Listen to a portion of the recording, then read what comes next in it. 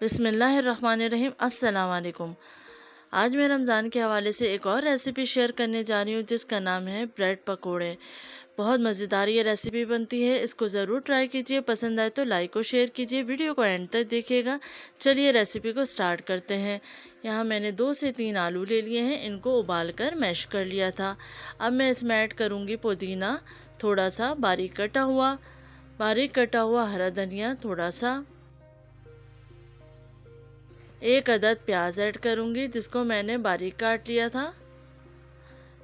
बंद गोभी 1 कप के करीब, इसको भी मैंने बारीक काट लिया है।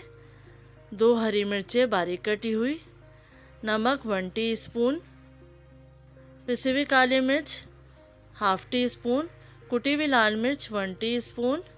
इनको अच्छे से मिक्स कर लेंगे।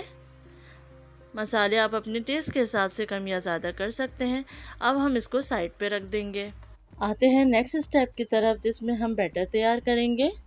तो 1.5 कप बेसन ले लिया है, इसमें मैं ऐड करूँगी 1 टीस्पून नमक, 1/4 टीस्पून हल्दी, 1 टीस्पून पिसी हुई लाल मिर्च, 1 टीस्पून सफ़ेद ज़ीरा और 1/4 टीस्पून बेकिंग सोडा, 1 टीस्पून तेल ऐड किया है और हरा धनिया ऐड किया है। हरा धनिया आपको यहाँ ज़्यादा ऐड करना है क्योंकि ब्रेड पकोड़े की लुक हरे धनिये से ही आती है।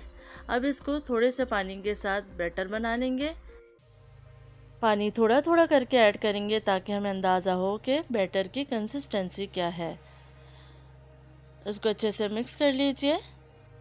स्मूथ सा ये बैटर तैयार हो चुका है।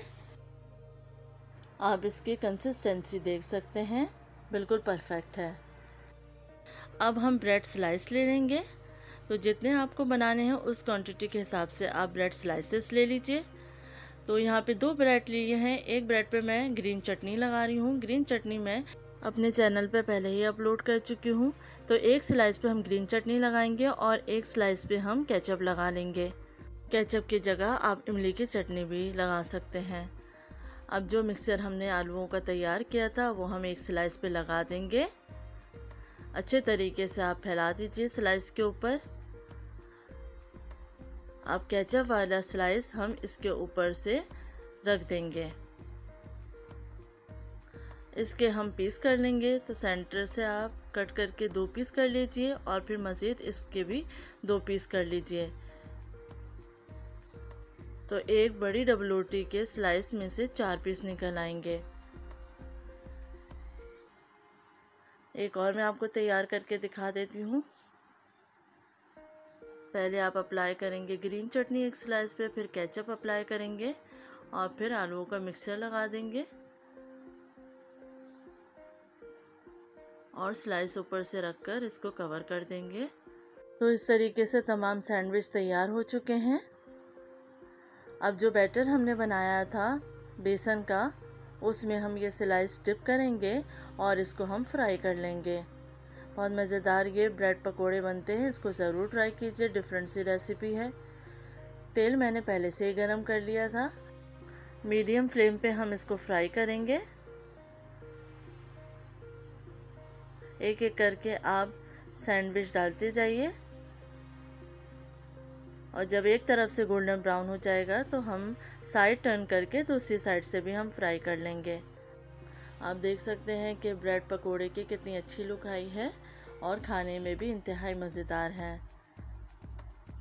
रमज़ान में इस रेसिपी को ज़रूर ट्राई कीजिए। लंच बॉक्स में भी आप बच्चों को बना के दे सकते हैं, इंतहाई मज़ेदार बनती है।